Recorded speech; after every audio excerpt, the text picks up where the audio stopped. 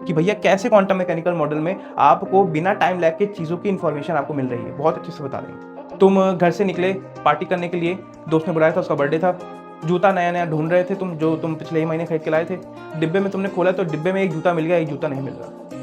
अगर मान लो राइट पैर का जूता मिल गया है तो दूसरा जो जूता खोया है वो लेफ्ट पैर का खोया, ये इन्फॉर्मेशन तुम तक पहुंचने में कोई टाइम लैग हुआ नहीं। जैसे ही राइट पैर का दिखा वैसे तुमको पता चल गया कि लेफ्ट पैर का जूता अभी भी खोया हुआ है। ले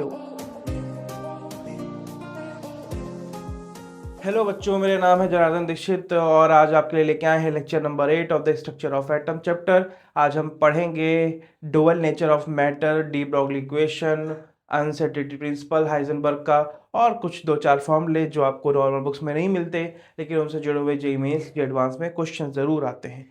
तो वहीं से शुरू करते हैं। पिछली क्लास में जो हमने पढ़ा था, क्या क्या पढ़ रखा था?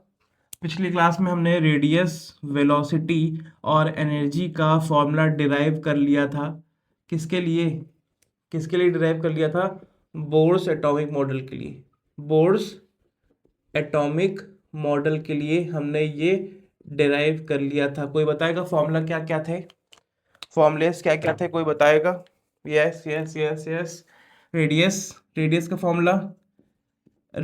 फॉर्मूला था आपका 0.0529 n square by Z angstrom. Velocity का जो आपका फॉर्मूला था वो आपका था 2.18 10⁻6 जेड बाई एन मीटर पर second. Yes. And sir energy का फॉर्मूला था आपका 2.18 10⁻⁻19 Z square by n square joule. अगर इलेक्ट्रॉन वोल्ट में लिखेंगे तो माइनस यहाँ पे साइन लगाएंगे, माइनस साइन के साथ 13.6 Z square by n square eV लिख देंगे इसको इलेक्ट्रॉन वोल्ट में। और 1 कैलोरी अगर कोई पूछेगा तो हम 1 calorie is equal to 4.18 joule बता देंगे, इसको कन्वर्ट भी कर सकते हैं। इसका फॉर्मूला याद करने की, रटने की ज़रूरत नहीं है। अच्छा, फिर इसके बाद आपको एक और फॉर्मूला शायद मैंने आपको करवाया था 1/λ का, जिसमें मैंने कहा था Rydberg constant 1.096577 10⁵ Z square 1/n1 का स्क्वायर प्लस माइनस 1/n2 का स्क्वायर। ये भी आपसे करवाया था मैंने, ठीक है। अच्छा, आज एक और हम पढ़ेंगे स्पेक्ट्रल लाइन का फॉर्मूला पढ़ेंगे। स्पेक्ट्रल लाइंस कैसे जाने? अगर मान लो हमारा ट्रांजिशन N2 से N1 तक हो रहा है तो नंबर ऑफ स्पेक्ट्रल लाइंस का यहाँ पे फॉर्मूला हमको लिखना है। नंबर ऑफ स्पेक्ट्रल लाइंस का हमको यहाँ पे फॉर्मूला लिखना है जो कि होगा N2 minus N1 minus 1 upon में 2। ये फॉर्मूला आपको याद होना चाहिए, कभी कभी इससे न्यूमेरिकल पूछे जा सकते हैं, है ना। ये ऐसे ही है, कुछ खास नहीं है इसमें। और आपसे क्या पूछा जा सकता है? Ionization energy. Ionization energy ionization energy क्या होती है भैया? कोई बताएगा? कि होता यह है कि आउटर मोस्ट शेल में जो आपका इलेक्ट्रॉन एग्जिस्ट कर रहा है उसको निकालने के लिए आपको इन्फिनिटी से कितनी एनर्जी देनी पड़ेगी। हेलो, अच्छा इसको रुको, इसको आप लोग पीरियड टेबल में पढ़ोगे, है ना।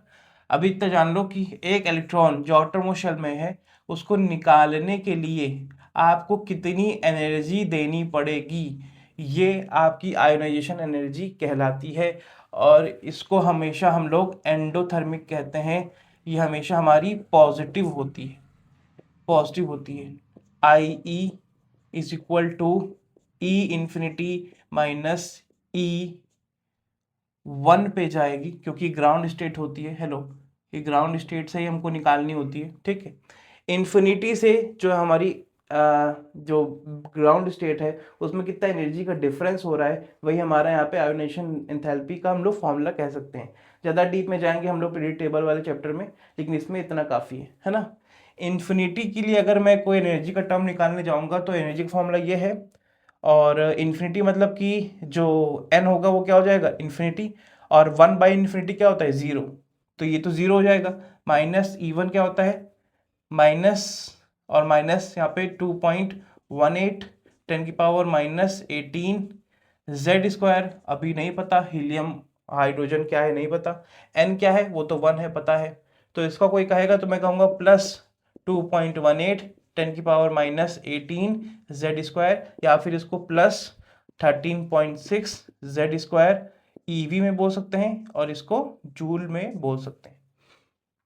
ऐसे एक और फॉर्मूला होता है सेपरेशन एनर्जी का, सेपरेशन एनर्जी का फॉर्मूला। इन सारी चीज़ों को हम लोग पढ़ेंगे पीरियड टेबल वाले चैप्टर में या फिर और कहीं पढ़ेंगे। यहाँ इसके लिए एक फॉर्मूला दिया होगा जैसे E∞ माइनस EN। फिर से ये क्या होगा सर, E∞ तो 0 हो जाएगा, माइनस माइनस यहाँ पे 2.18 10⁻18 Z square by n square. इस बार नहीं काट सकते, इस बार नहीं काट सकते, तो ये क्या हो जाएगा सर, प्लस में हो जाएगा 2.18 10⁻18 Z square by n square joule. इसी को हम लोग लिख सकते हैं प्लस 13.6 10 की पावर तो कुछ है ही नहीं, into 10 Z square by n square eV. तो ये कुछ फॉर्मूले हैं जो आपको याद करने पड़ सकते हैं, तो इनको आप अपनी कॉपी में लिख सकते हैं। और इसके आगे हम लोग पढ़ते हैं limitation of Bohr atomic model, limitation of Bohr atomic model पढ़ते हैं और चीज़ों को आपको बताते हैं।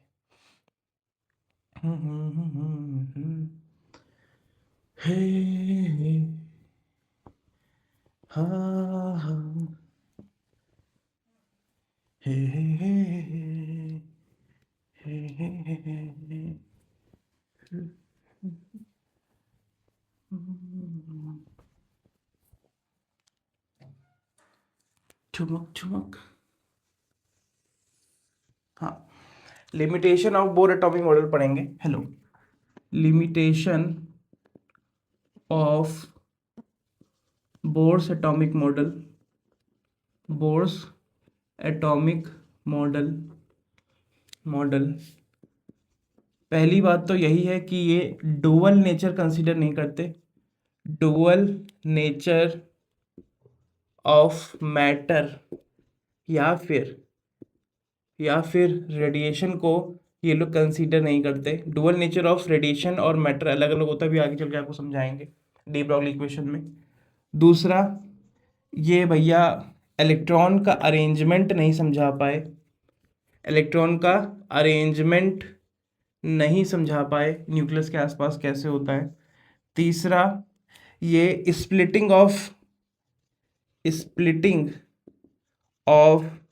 स्पेक्ट्रल लाइन नहीं समझा पाए, स्पेक्ट्रल लाइन नहीं समझा पाए। देखा गया ये कि इलेक्ट्रिक फील्ड की प्रेजेंस में स्प्लिटिंग होती है, जिसको एक साइंटिस्ट ने देखा और नाम दिया जीमान इफेक्ट। क्या नाम दिया? Zeeman effect. ऐसे ही सर मैग्नेटिक फील्ड में भी स्प्लिटिंग होती है स्पेक्ट्रल लाइंस की, स्प्लिटिंग होती है स्पेक्ट्रल लाइंस की। स्पेक्ट्रल लाइन तो मतलब समझ ही रहे हो ना, ट्रांजिशन जो हो रहे थे बाल्मर पाइस्टन और उसमें हुंड और पॉली में, है ना, पी हुंड और उसमें हम्फ्री में, ठीक। इस सॉरी इसमें लिख देंगे जीमान, इसमें लिख देंगे जीमान इफेक्ट, और इसमें हमारा स्टार्क इफेक्ट। तो ये दोनों ही इफेक्ट ये समझाने में नतमस्तक थे, नहीं समझा पाए, है ना। अच्छा, और क्या नहीं समझा पाए, इसमें डबलेट और ट्रिपलेट हमारे होते हैं, डबलेट और ट्रिपलेट होते हैं हमारे, स्पेक्ट्रल लाइंस में। ये क्या होते हैं सर? देखिए जैसे आपके बाल होते हैं ना, तो देखने से लग रहा है कि एक बाल है, लेकिन एक बाल में भी कई सारी छोटे छोटे बाल मिलके एक बड़े बाल को बना रहे होते हैं। अगर माइक्रोस्कोप लगा के देखोगे तो आपको एक बाल में कई सारे बाल उगते हुए दिखेंगे, तो वो चीज़ यहाँ पे ये नहीं समझा पाए, ठीक। पांचवा, ये अभी एक चीज़ मैं पढ़ाऊंगा, हाइजेनबर्ग अनसर्टेनिटी का प्रिंसिपल नहीं समझा पाए, तो ये कुछ चीज़ें हैं इनकी लिमिटेशन और इनकी बात हम ख़त्म करेंगे और शुरू करेंगे आपका यहाँ पे एक नया टॉपिक। हेडिंग डालिएगा dual nature of matter. Dual nature of matter. देखो भाई, अभी तक आपने रेडिएशन को पढ़ा है। रेडिएशन, जो एनर्जी की रेडिएशन होती थी, उसको आपने पढ़ा था कि इसमें वेव नेचर होता है और पार्टिकल नेचर होता है। मैटर क्या होता है? मैटर आपने बचपन पढ़ रखा है। क्या होता है? A something which has volume and occupy space. A something which has volume, कुछ वॉल्यूम हो और कुछ वो जगह घेर रही, तो उसको हम लोग मैटर कहते हैं। मैटर जैसे electron, electron is a matter और not? Yes sir, microscopic matter. Sir electron का भी वेव नेचर होता है और इलेक्ट्रॉन का भी पार्टिकल नेचर होता है। इलेक्ट्रॉन का भी पार्टिकल नेचर होता है। अच्छा, मैं अगर कहूं कि मुझको इलेक्ट्रॉन का मोमेंटम पता है, जैसे इन्होंने बताया था, क्या बताया था?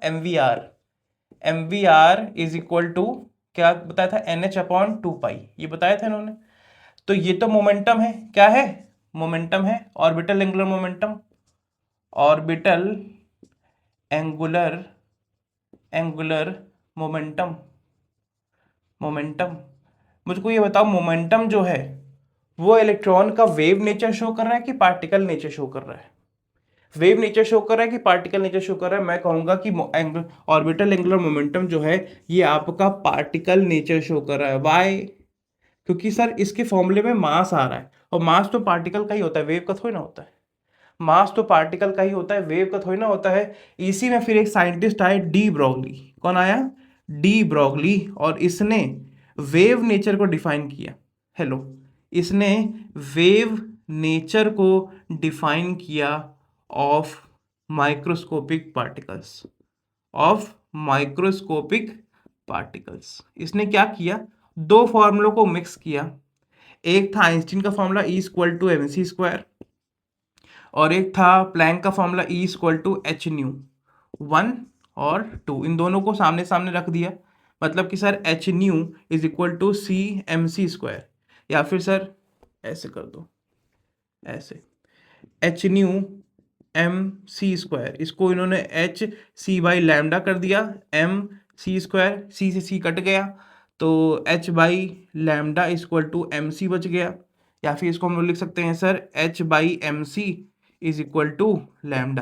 और ये c क्या है सर? Speed of light. या फिर इसी को हम अगर नॉर्मल टर्म्स में कहेंगे तो इसी को हम वेलोसिटी बोल देंगे। क्या बोल देंगे? वेलोसिटी भी बोल देंगे। कोई नॉर्मल अगर टर्म होगा तो स्पीड बोल दो, ज़्यादा अच्छा रहेगा, है ना? तो ये देखो, इसने यहाँ पे डी ब्रॉगली ने अपनी एक ये लैम्डा की फॉर्मूला निकाला और कहा कि मास जितना छोटा होगा उतना ही लैम्डा क्या होगा? बड़ा होगा। मतलब अगर मैं अपनी बड़ी बॉडी की बात करूंगा, मैं कहूँगा मेरे में बड़ी बड़ी वेवलेंथ हैं, बड़ी बड़ी वेवलेंथ में रिलीज कर सकता हूँ, तो गलत बात होगी। मैं बड़ी वेवलेंथ नहीं रिलीज कर सकता, बल्कि जो माइक्रोस्कोपिक मास होगा, मतलब कि इलेक्ट्रॉन, प्रोटॉन, न्यूट्रॉन जो होगा, वो अच्छा खासा वेवलेंथ रिलीज कर सकता है। अच्छा खासा वेवलेंथ रिलीज कर सकता है, अच्छा खासा एनर्जी का रेडिएशन करवा सकता है। ठीक है। डी ब्रॉगली, ब्रॉगली की स्पेलिंग देख लेना बे, डी ब्रॉगली ऐसा कुछ है। ठीक है। इसी के साथ अब मैं ये भी कह सकता हूं कि भाई मैं ये कह सकता हूं कि अगर इस वेवलेंथ की मैं बात करूंगा, तो ये जो फॉर्मूला है h/mc=λ, ये केवल और केवल किसके लिए वर्क करेगा? माइक्रोस्कोपिक मैटर के लिए वर्क करेगा, और मैक्रो के लिए, बड़े पार्टिकल्स के लिए, मैक्रोस्कोपिक मैटर के लिए वर्क नहीं करेगा। लेकिन माइक्रोस्कोपिक लिए तो करेगा ना। ठीक है। अच्छा सर, हमने ये भी फॉर्मूला पढ़ रखा है कि Ke होता है ½ mv²। दोनों तरफ m से इंटू करा दूं तो Ke=½ mv² भी कर सकते हैं। इसको सर mv को हम लोग लिख सकते हैं √2 सर ये क्या कर रहे हो? इसको रख देंगे जाके यहाँ पे, क्या हो जाएगा फॉर्मूला? h = 2m ये फॉर्मूला भी कई बार पूछ लिया जाता है कि काइनेटिक एनर्जी देके लैम्डा पूछ लिया जाता है, इस वजह से इसको भी हम लोग इम्पोर्टेंट रखेंगे और इसको आपको याद करना पड़ेगा, इसको आपको याद करना पड़ेगा।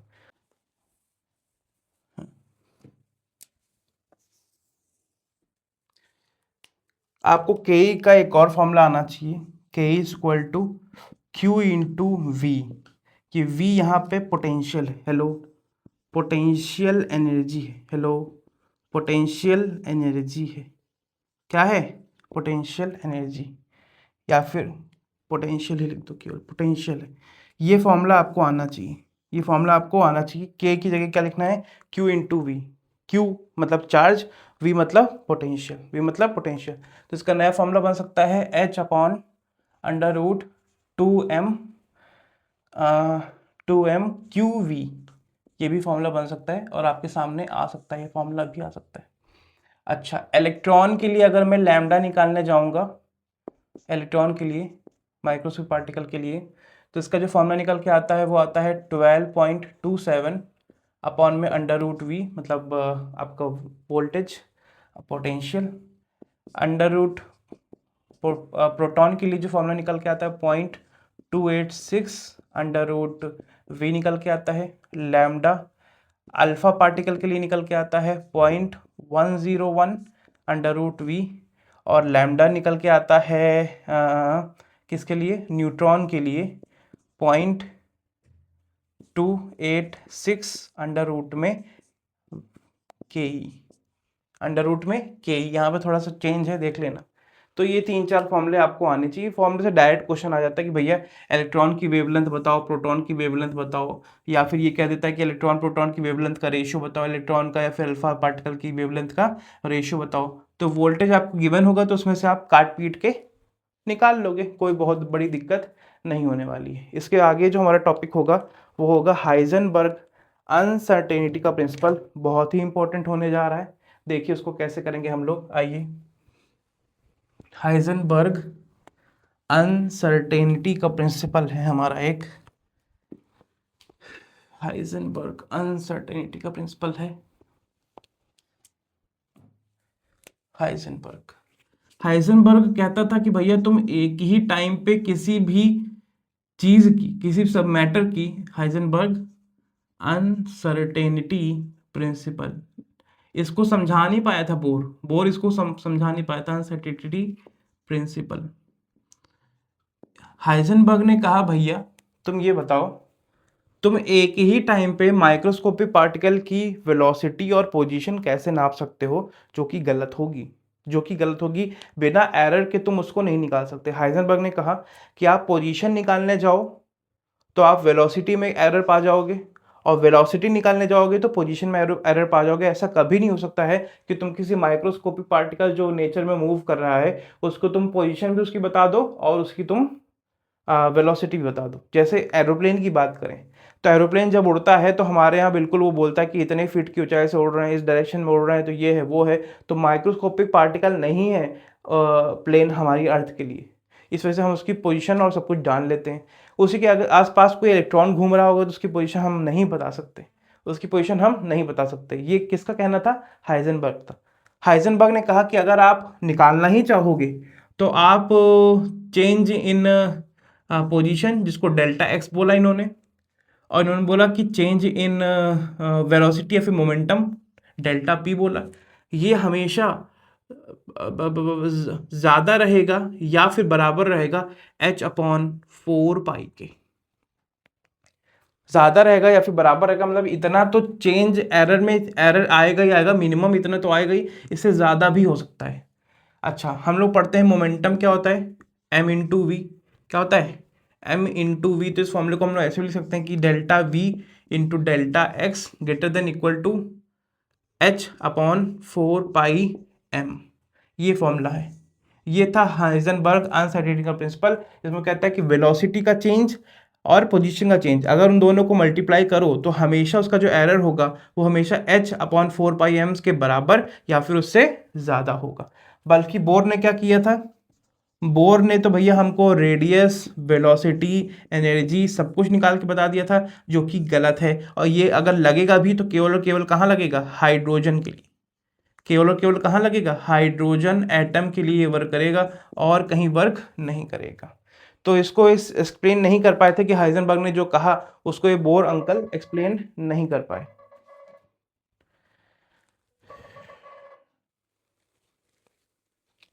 हेलो,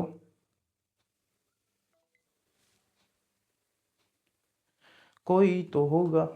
टा टा टा टा टा टा टा। हाँ, तो हाइजेनबर्ग अनसर्टेनिटी प्रिंसिपल ये भी आपका ये दिखाता है कि भैया अगर आपका मास छोटा है, अगर आपका देखो, हेलो हेलो हेलो, मास अगर छोटा है तो आपका delta we into delta x जो होगा वो बड़ा आएगा। मतलब change in position, change in में एरर जो होगा वो ज़्यादा आएगा। अगर मास कैसा है? माइक्रोस्कोपिक है। मास कैसा है? माइक्रोस्कोपिक है। या फिर ये कहते हैं कि अगर माइक्रोस्कोपिक मास है तभी ये सिग्निफिकेंट होगा, तभी ये सिग्निफिकेंट होगा, तभी आप इसको नोट कर सकते हो।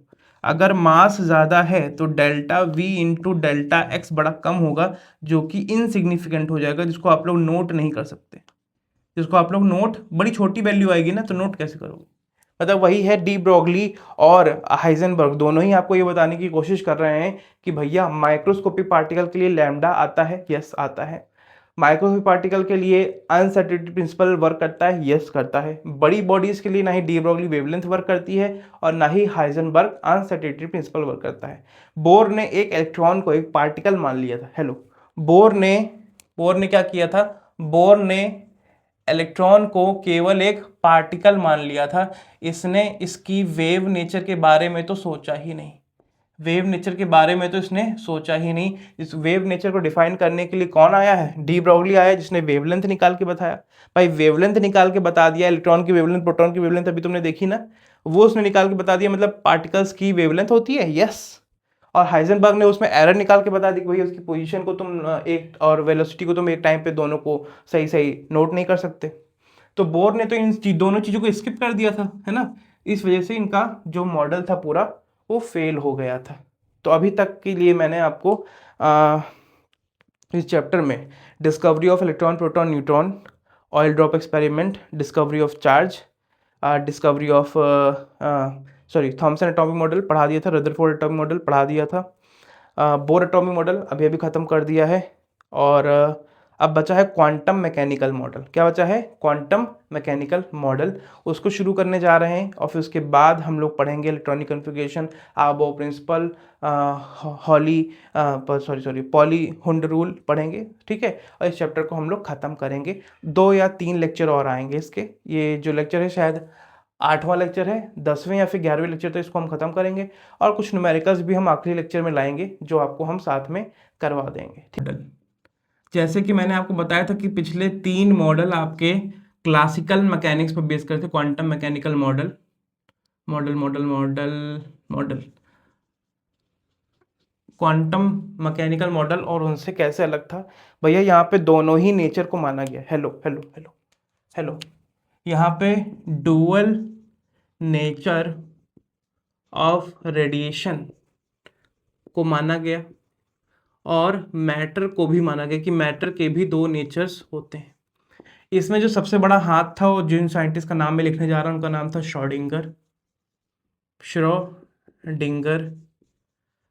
हाइजेनबर्ग, हाइजेनबर्ग,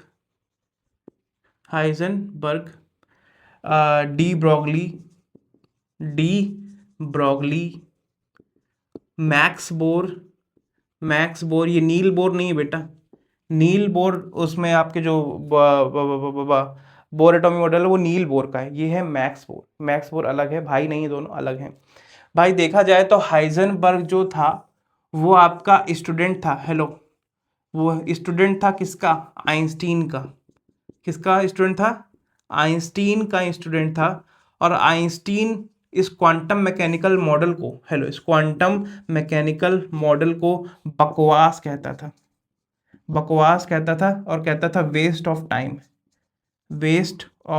टाइम है ये, लेकिन भैया इनके कहने से क्या होता है, हाइजेनबर्ग ने हाइजेनबर्ग के सामने एक कॉन्फ्रेंस हुई थी 1921 में। अगर आप देखोगे तो उसकी वीडियोस और इसकी फ़ोटोज़ आपको इसकी फ़ोटोज़ आपको इंटरनेट पे मिल जाएंगी, जिसमें हाइजेनबर्ग ने आइंस्टीन को कहा था कि नहीं भैया, तुम इस क्वांटम मैकेनिकल मॉडल को या फिर क्वांटम मैकेनिक्स फिजिक्स को तुम नकार नहीं सकते हो, ये होती हैं, और अगर अब तुम नकार रहे हो तो तुम एक बहुत बड़ा साइंस का पोर्शन को दबा रहे हो।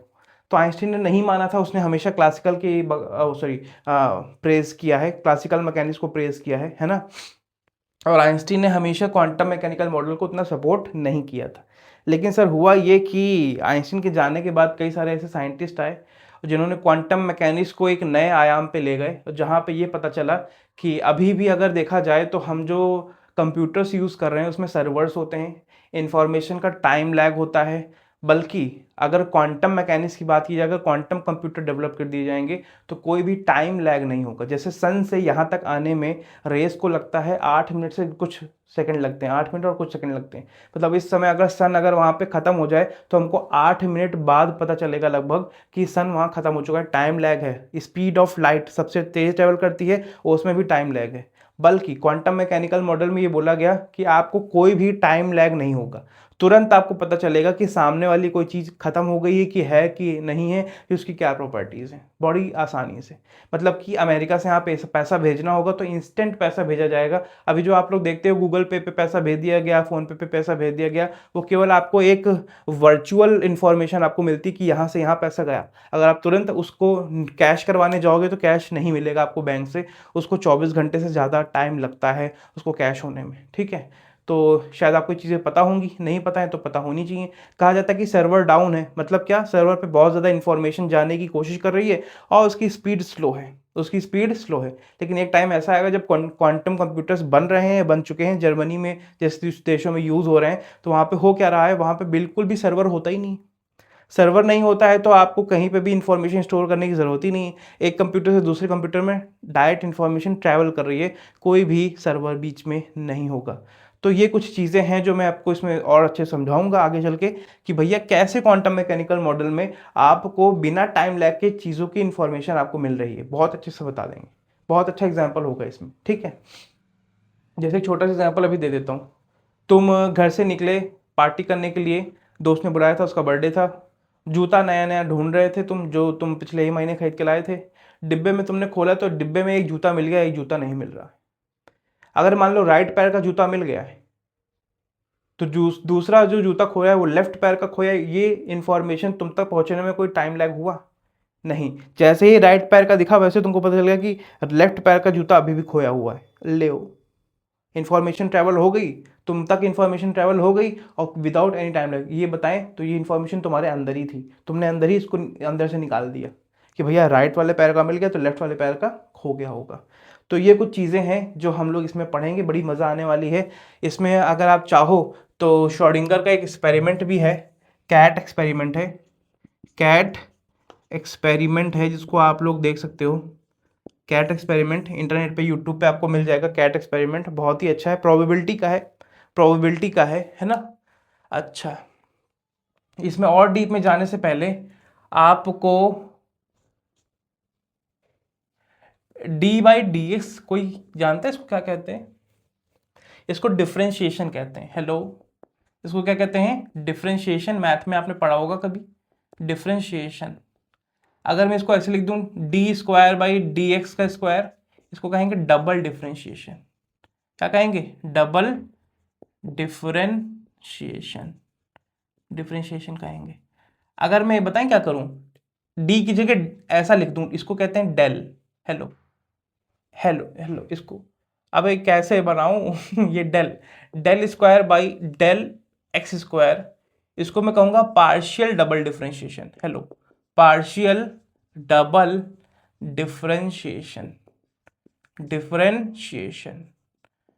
देखो भाई, इन पार्शियल डबल डिफरेंशिएशन के बारे में आप लोग पढ़ोगे जब आप लोग बीएससी एमएससी में जाओगे, मैथ्स वैथ्स लोगे तब पढ़ोगे, या फिर आप जब बीटेक में भी जाओगे तो पहला साल जो होगा उसमें आपको पार्शियल डिफरेंशिएशन के बारे में पढ़ाया जाएगा। ये मैथमेटिक्स में यूज होता है। श्रोडिंगर ने एक इक्वेशन लिखी। हेलो, श्रोडिंगर ने श्रोडिंगर ने अपनी एक इक्वेशन निकाली, ये एनसीईआरटी में नहीं गिवन है, बट एनसीईआरटी में नहीं गिवन इसका मतलब ये नहीं कि मैं आपको दिखाऊं ना, कम से कम दिखा तो दूं क्या होता है, क्योंकि इसके एग्जांपल्स कई बार जे मेंस में पूछे जा चुके हैं, है ना, कि डेल स्क्वायर साई अपॉन में del x square plus del square psi, इसको साई बोल रहा हूँ, क्या होता है अभी बताता हूँ इसको, ये जो त्रिशूल जैसा बना रहे हैं, y square plus del square psi z square plus 8 pi square m upon में h e minus v is equal to 0। यह है श्रोडिंगर इक्वेशन। हेलो, यह है श्रोडिंगर इक्वेशन।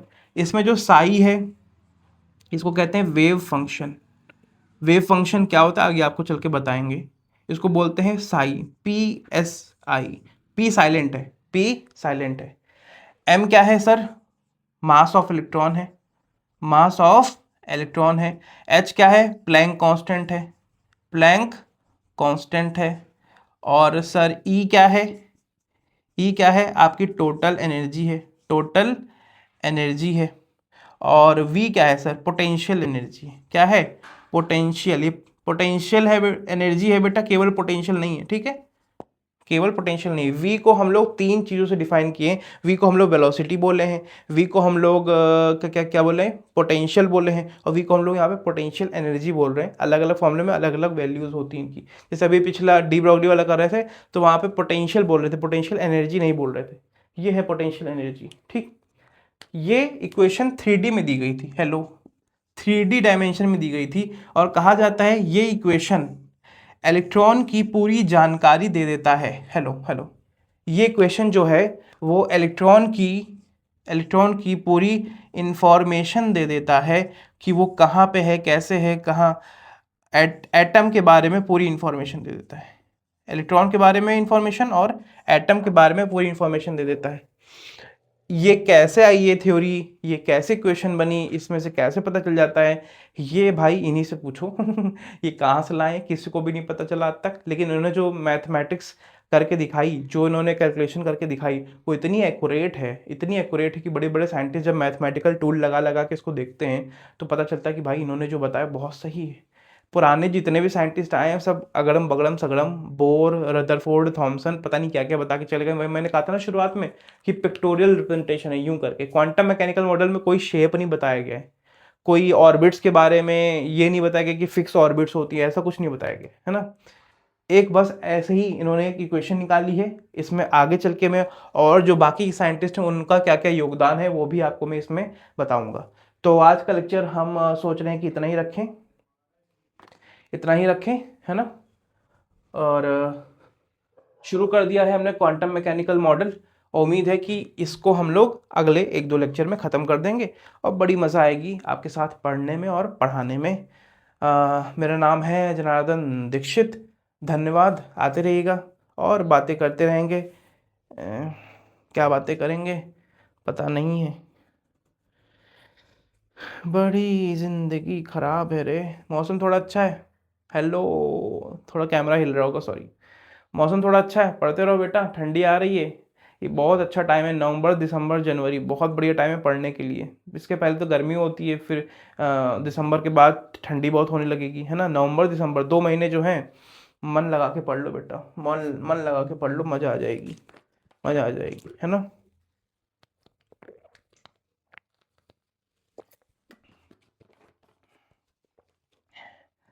तो ख़त्म करते हैं लेक्चर यहीं पे। धन्यवाद। मेरा नाम है जनार्दन दीक्षित और है और था रहेगा। यहाँ पे कुछ लेक्चर्स के लिंक आ रहे हैं, देखो बच्चा करके आओ, ठीक है। Thank you so much, thank you so much, thank you so much, thank you so much.